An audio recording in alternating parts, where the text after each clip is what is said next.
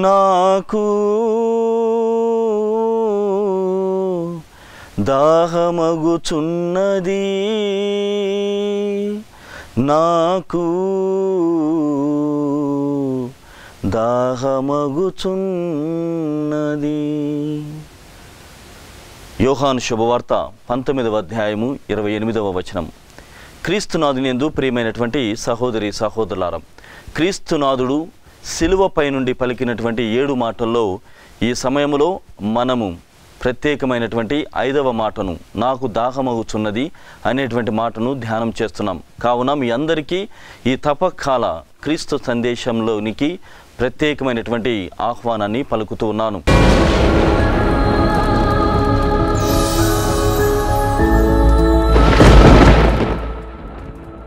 అందుకే నాకు కూడా ఈ మాటల గురించి, ప్రభువు పలికినటువంటి మాటల గురించి ఆలోచన చేసినప్పుడు, పోయిన సంవత్సరము క్రిస్మస్ టైంలో అనుక్రమ గీతాన్ని రాసినప్పుడు ఇదే మాటల్ని నేను ఉపయోగించి ఉన్నాను. అందులో క్రీస్తు మాటలు జీవబూటలు, 7 మాటలు కావచ్చు, లేకుంటే ఇప్పుడు విన్నటువంటి మాట, క్రీస్తు మాటలు జీవబూటలు భువిని చేరి దీపము ఆయను. అందుకే ఈ 7 మాటలు భువిని చేరి దీపాలుగా మారాయి. నువ్వు ఒక మంచి జీవితాన్ని కొనసాగించాలంటే, ఒక మంచి జీవితంలో ముందుకు వెళ్ళాలంటే క్రీస్తు మాటలు అనేటువంటి ఈ జీవ ఊటలు నీకు దీపాలుగా మారుతున్నాయి. కీర్తనాకారు 119వ కీర్తనలో చెబుతున్నాడు, నీ వాక్యము నాకు దీపము, నీ వాక్యము నాకు దీపముగా ఉంది కాబట్టి ఆ దీపపు వెలుతురులో నేను ముందుకు సాగుతాను అని చెబుతూనే, స్వామి పలుకులు మాకు వరములు, బ్రతుకు ధన్యమాయను అనేటువంటి మాటల్ని ఉపయోగించాను. ప్రియమైనటువంటి సహోదరి సహోదరులారా, పాటను పాడుకుందాం.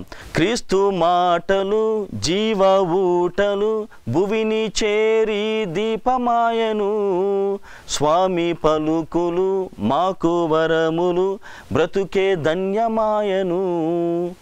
క్రీస్తు మాటలు జీవబూటలు అవి దీపాలుగా మారుతున్నాయి. కాబట్టి వాక్యానుసారము జీవించమని నేను మీకోసం క్రయధనముగా మీ పాపమును పరిహరించడం కోసం మొత్తం వ్యయాన్ని చెల్లించి ఉన్నాను. కాబట్టి మీరు ప్రశాంతముగా మనశ్శాంతితో శాంతికరమైనటువంటి జలముల వద్దకు ప్రయాణముని కొనసాగించండి ప్రభు మనకు నేర్పుతున్నాడు.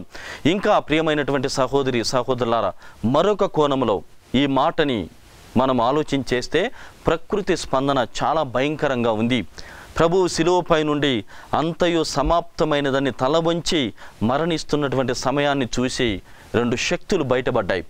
2 శక్తులు, ప్రకృతి శక్తులు ఈ ప్రపంచం పైన యేసు ప్రభువుకు జరిగినటువంటి ఈ అన్యాయానికి వ్యతిరేకంగా బయటపడుతూ ఉన్నాయి. అవి ఏమిటంటే, కనుమరుగయ్యాడు సూర్యుడు కనుమరుగైపోయాడు. నేను ఒక్క క్షణమున ఉదయించకపోతే, నా వెలుతుర్ని మీకు అందించకపోతే ఏమవుతారో అనేటువంటి విధముగా క్రీస్తు ప్రభుకి సపోర్టివ్గా, సృష్టికర్తకి తోడుగా సూర్యుడు కనుమరుగవుతున్నాడు. అదేవిధంగా భూమి కంపించిపోతుంది, వణికిపోతున్నారు.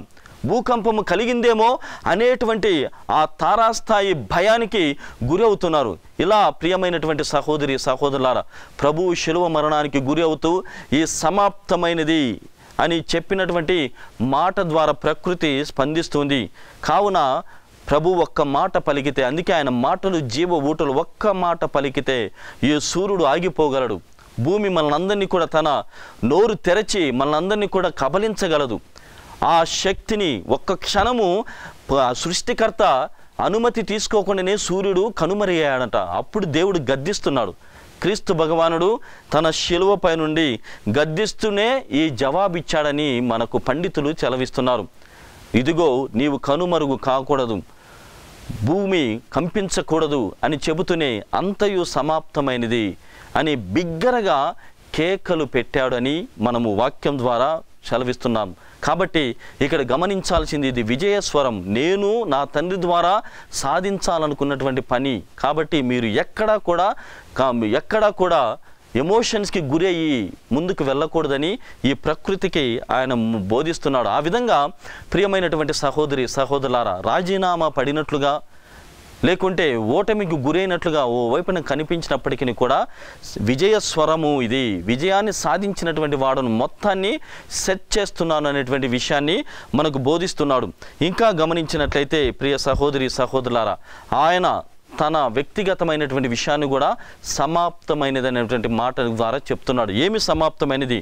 దైవరాజ్య స్థాపన మొదలవుతుందంటే ఈ లోకము యొక్క పోకడ సమాప్తమైనది, శిష్యుల శిక్షణ సమాప్తమై ఉన్నది, పాపపు ముళ్ళును నేను తెంచడం ద్వారా లోకము దాని వ్యామోహాలు సమాప్తమైనవి, అదేవిధంగా క్రీస్తు అనుచరుల ఎన్నిక అన్నీ కూడా సమాప్తమై ఉన్నది. ఇప్పటి నుండి నూతన శకం, నూతన ఆరంభం మొదలవుతుంది అని సమాప్తమైనటువంటి మాట ద్వారా కొత్త ఆరంభాన్ని ప్రారంభిస్తున్నాడు ప్రభువైనటువంటి దేవుడు.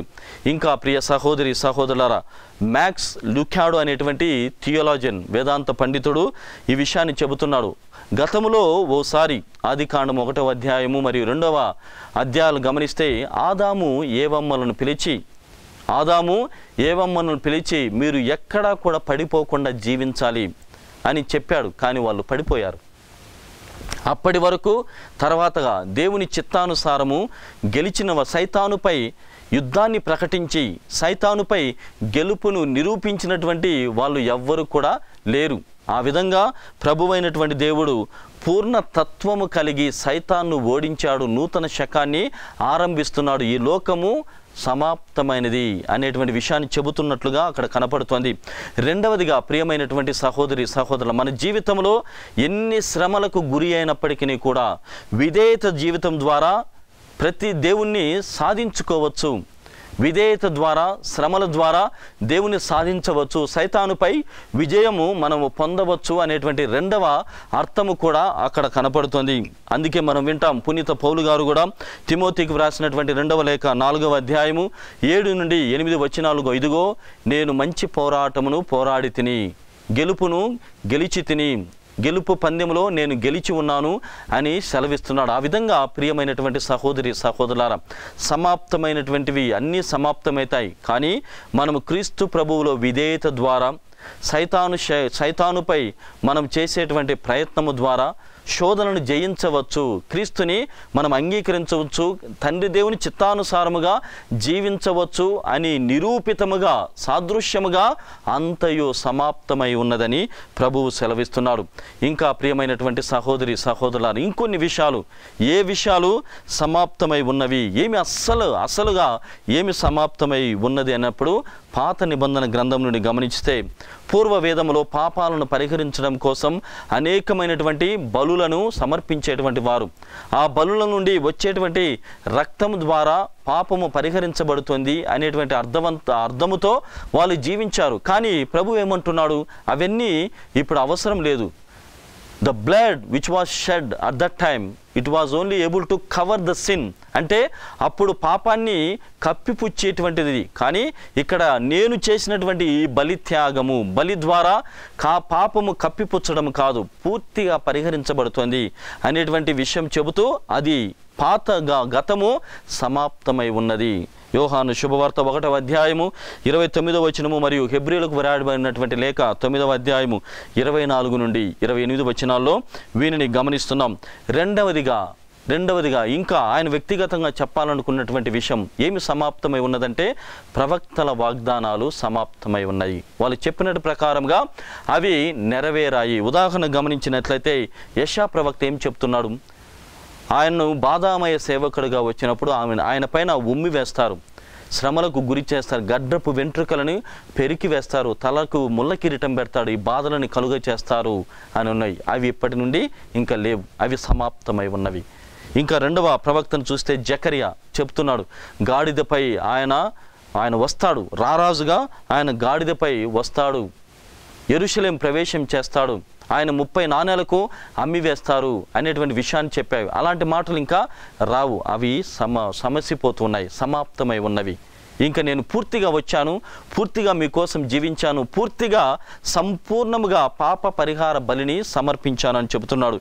ఇంకా దావీదు మహారాజు కీర్తనల ద్వారా ఏం చెబుతున్నాడంటే ఆయనకు చేదు ద్రాక్షారసాన్ని ఇస్తారు, ఆయన బట్టల కోసం చీట్లు వేసుకుంటారు.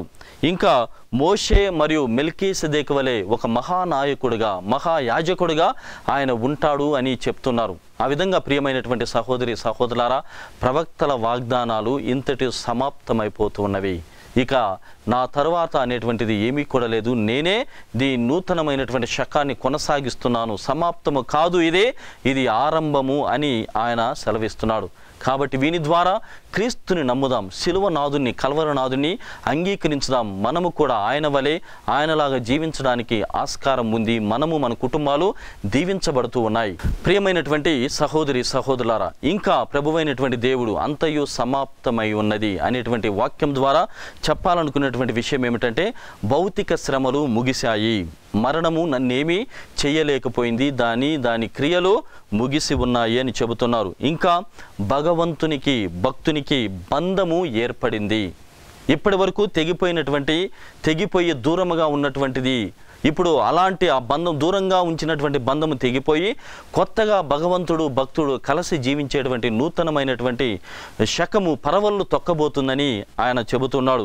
ప్రియ సహోదరి సహోదరులారా, ఇంకా పరలోక ప్రవేశానికి ఆరంభం మొదలైంది.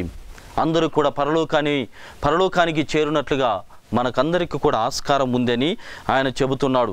ప్రియమైనటువంటి సహోదరి సహోదరులారా, ఆ విధముగా అన్ని బలులు కూడా ముగిసి ఉన్నాయి. నేను చేస్తున్నటువంటి ఈ ఏకైక బలిని మీరు జ్ఞాపకార్థముగా ప్రతిసారి చేసినప్పుడల్లా కూడా నేను మిమ్మల్ని ఆదరించేటువంటి దేవుడిగా, రక్షకుడిగా మీ ముందు ఉన్నాను అని చెబుతున్నాడు.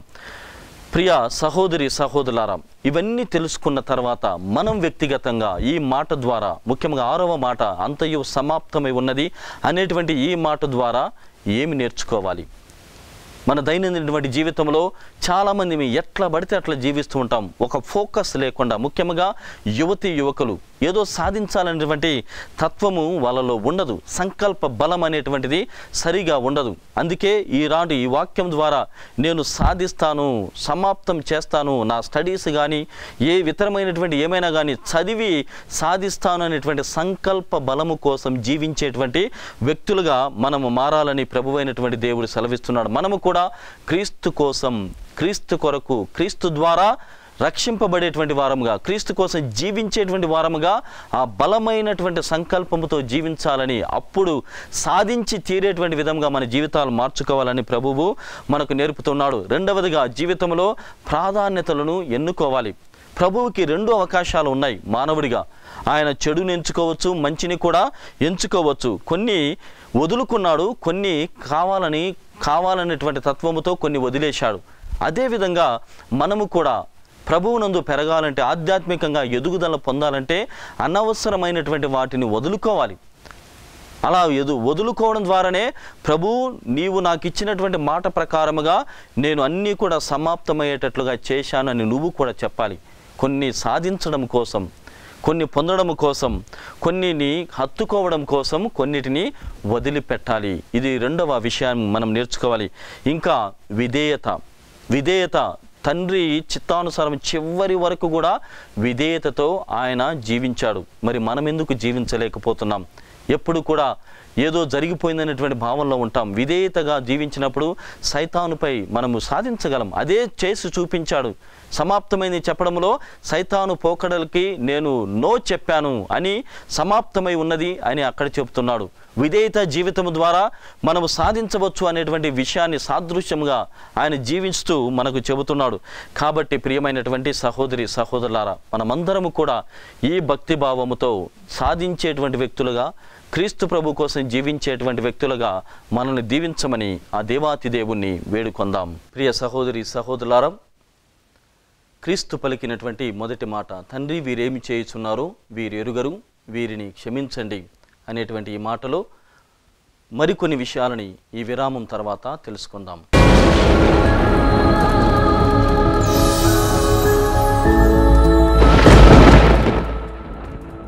తపకాల ప్రత్యేక క్రీస్తు సందేశాలకు పునఃస్వాగతం.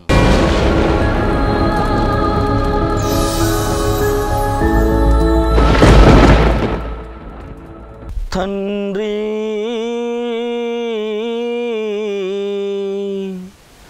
నా ఆత్మను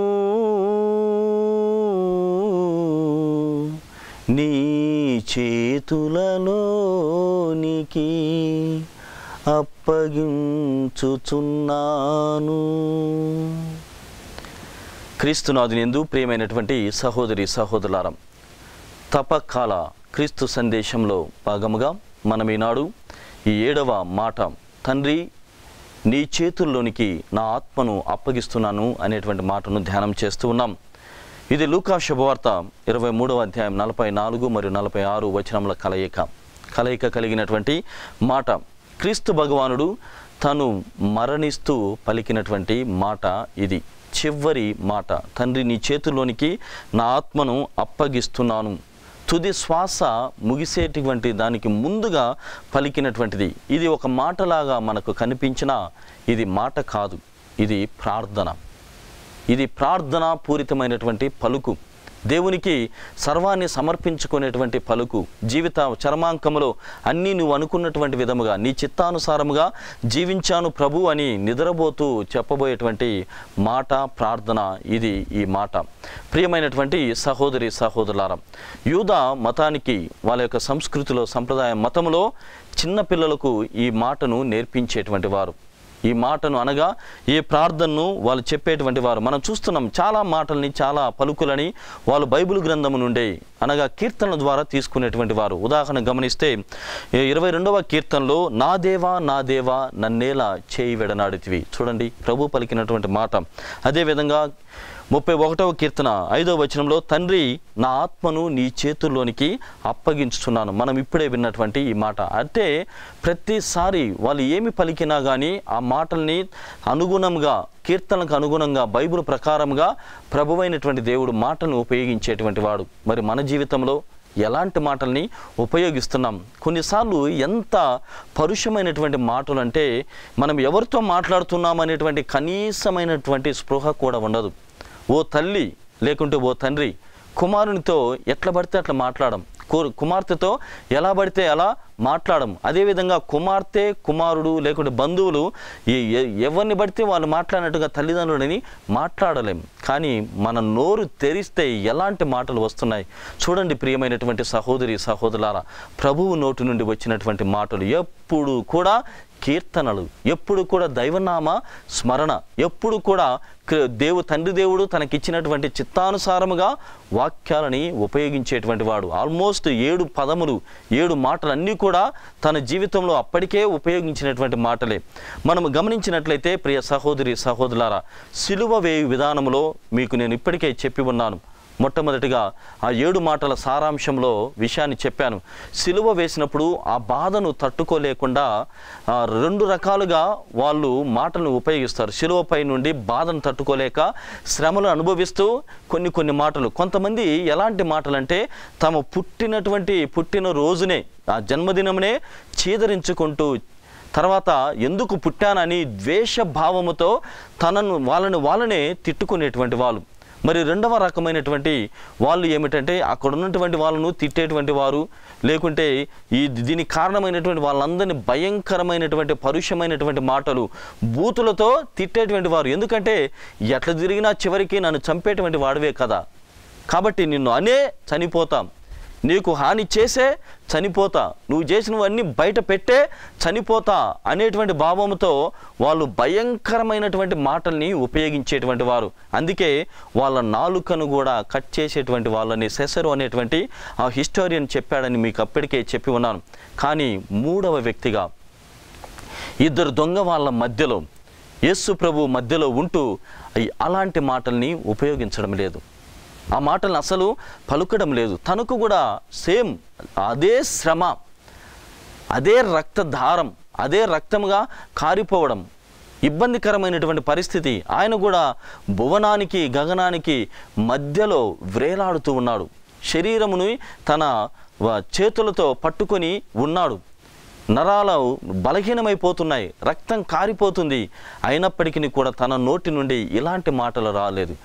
కీర్తనలు వస్తున్నాయి. నా దేవా నా దేవా నన్నేల విడనాడితివి కీర్తనలు చెప్పి. ఈరోజు మనం వింటున్నటువంటి ఈ మాట రాత్రి కాలములో యూదా కుటుంబాలకు చెందినటువంటి వాళ్ళు పడుకోబోయే ముందు తమ పిల్లలకు నేర్పుతూ వాళ్ళు కూడా ఈ ప్రార్థన చేస్తున్నారు. ఆ విధంగా చివరి మాటగా తను కూడా ప్రభువుకి సమర్పణ చేస్తూ, తండ్రి నా ఆత్మను నీ చేతులలోనికి అప్పగిస్తున్నాను అని నిద్రపోవడానికి, మరణించడానికి సిద్ధపడుతున్నాడు. ప్రియమైనటువంటి సహోదరి సహోదరులారా,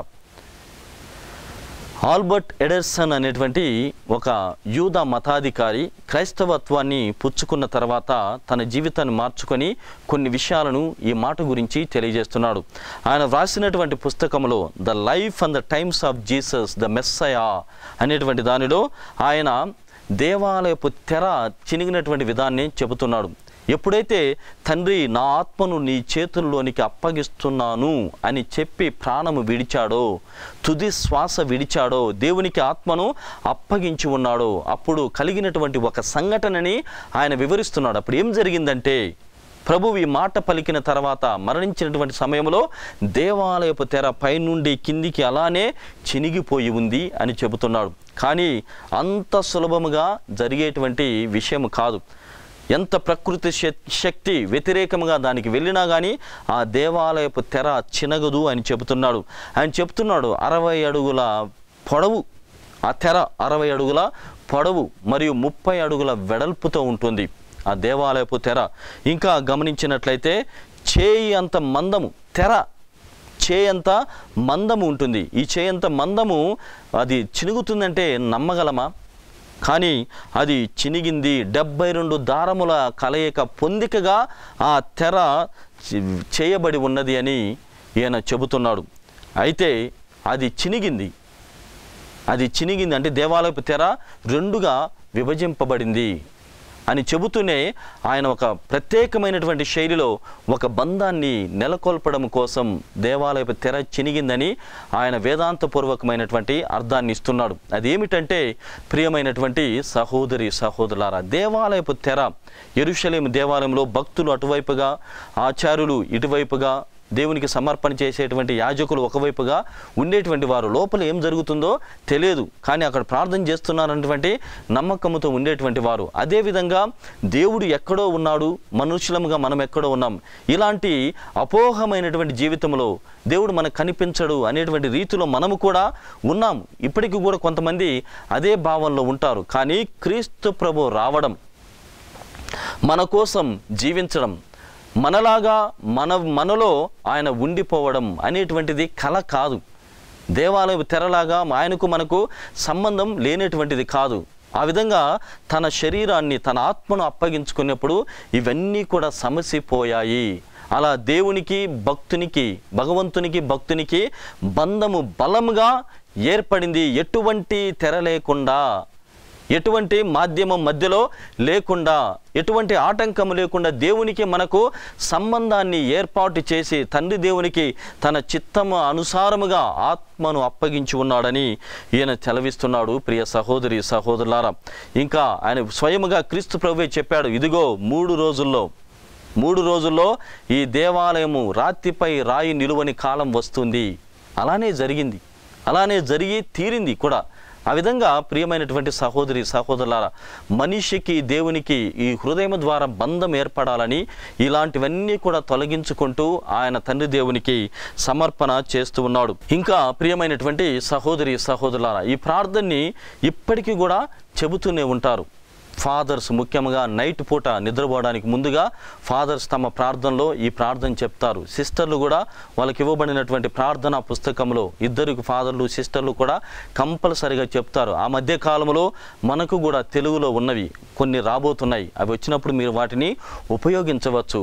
ఆ ప్రార్థన నియమావళి అంటే రాత్రికాల ప్రార్థన ఎలా చెప్పుకోవాలో, ఎలాంటి ప్రార్థనలు, ఎలాంటి కీర్తనలు ఉపయోగించుకోవాలో అవన్నీ కూడా అందులో పొందుపరచబడుతూ ఉన్నాయి. కాబట్టి ప్రియమైనటువంటి సహోదరి సహోదరులారా, మనం ఎప్పటికీ కూడా సమస్తాన్ని సర్వేశ్వరునికి, సర్వోన్నతునికి సమర్పణ చేయాలి. అది ఇబ్బంది అయినా, శ్రమ అయినా, లేకుంటే కష్టకాలమైనా, తండ్రి నీ చేతుల్లోనికి నేను అప్పగిస్తున్నాను అనేటువంటి కీర్తనాపూర్వకమైనటువంటి జీవితాన్ని మనం జీవించాలి. మరి రెండవదిగా చాలా ముఖ్యమైనటువంటి విషయం అదేమిటంటే, ఆత్మకు బాధ్యత తీసుకుంటున్నాడు. తండ్రి నా ఆత్మను నీ చేతుల్లోనికి అప్పగిస్తున్నాను అని అన్నప్పుడు, నీవు ఏ విధంగానైతే ఈ ఆత్మను సృష్టి చేశావో, ఈ ఆత్మ ద్వారా ఏమేమి చేయాలని సంకల్పించావో, ఈ ఆత్మ ద్వారా ఏమి సాధించాలని మీరు ఆలోచన చేశారో, అదేవిధంగా నేను పరిపూర్తి చేసుకొని నీవిచ్చినటువంటి ఈ ఆత్మను ఇదే పరిమళముతో, ఇదే గొప్పతనముతో నీకు అప్పగిస్తున్నాను అని ఆత్మీయమైనటువంటి ఆత్మ బాధ్యతని ఆయన గుర్తు చేస్తూ తండ్రి దేవునికి సమర్పణ చేస్తున్నారు.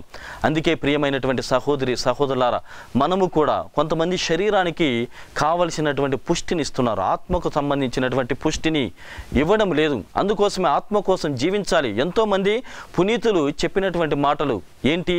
వాళ్ళు ఏం చెప్తున్నారంటే, నీ ఆత్మను కోల్పోతే లాభం ఏమిటి? లోకమంతా సంపాదించి ఆత్మను కోల్పోతే లాభం ఏమిటి? అందుకే ఆత్మ బాధ్యతని మనం తీసుకోవాలి. ఆత్మ కోసం ఈ ఆత్మను తండ్రి దేవునికి, కుమారుడు దేవునికి, ఆత్మదేవునికి సరిగా సమర్పించాలనేటువంటి తత్వముతో మనల్ని ఎప్పుడూ కూడా మనం సిద్ధపరచుకుంటూ ఉండాలి. ఆ విధంగా అనేకమైనటువంటి పునీతులు, పునీత కొలంబస్, క్రిస్టఫర్ మరియు అగస్టిన్, పొలికార్, బెర్నార్డ్, థామస్ బ్లాక్ అనేటువంటి వీళ్ళంతా కూడా ఇదే మాటలను ఉపయోగించి తమ జీవితాలని పరమపదించి ఉన్నారు.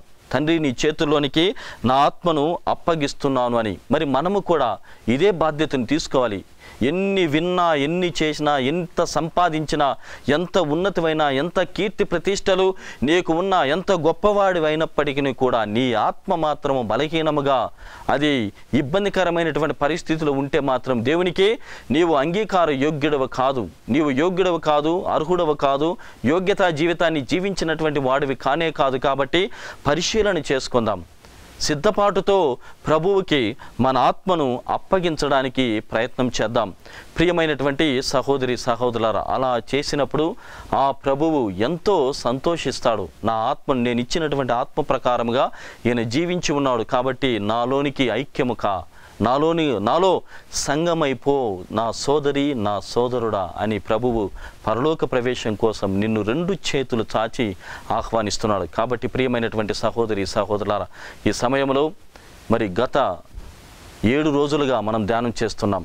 ఆ మాటలన్నీ కూడా మనలో పవిత్రముగా మారాలని ప్రార్థన చేసుకుందాం. సర్వశక్తిగల సర్వేశ్వర దయామయులం తండ్రి, ఓ మా దేవా, ఈ పవిత్రమైనటువంటి సమయంలో ఈ నూతనమైనటువంటి విషయాలని మేము నేర్చుకోవడం ద్వారా, ముఖ్యంగా తండ్రి, మీరు శిలువపై నుండి పలికినటువంటి ఈ 7 మాటలు ఎలా జీవించాలో నేర్పుతున్నాయి, ఎలా మరణించి జీవం పొందగలమో కూడా నేర్పుతున్నాయి. కానీ ఈ లౌకికము, ప్రాపంచికమైనటువంటి వ్యసనాల ద్వారా, ఆలోచన విధానము ద్వారా ప్రభువా మిమ్మల్ని పక్కన పెట్టి మేము అనేకమైనటువంటి దారులు తొక్కుతున్నాం. కానీ సరి అయినటువంటి మార్గం, సరి అయినటువంటి దారి, శిలువ దారి, కల్వరి యాత్ర అని మేము కనుగొనలేకపోతున్నాం. ఈ సమయంలో ప్రభువా, ఆనాడు మీరు మీ తల్లిని బాధ్యతను ఎలా తీసుకున్నారు, ఆత్మ బాధ్యతను ఎలా తీసుకున్నారు, మీ సహోదరుల పట్ల, శిష్యుల పట్ల ఎలాంటి ప్రార్థన చేసి ఉన్నారో అలాంటి గొప్ప మనస్తత్వముతో మమ్మల్ని దీవించమని, మరి రేపటి రోజున మేము మీ పునరుత్థానాన్ని అందుకోబోతుండగా పునరుత్థాన బిడ్డలుగాను, పునరుత్థానం కోసం జీవించేటువంటి వ్యక్తులుగా, సాక్షులుగా మార్చమని మా ప్రభువైన క్రీస్తు ద్వారా ఈ మనవి చేయుచున్నాము తండ్రి. ఆమేన్.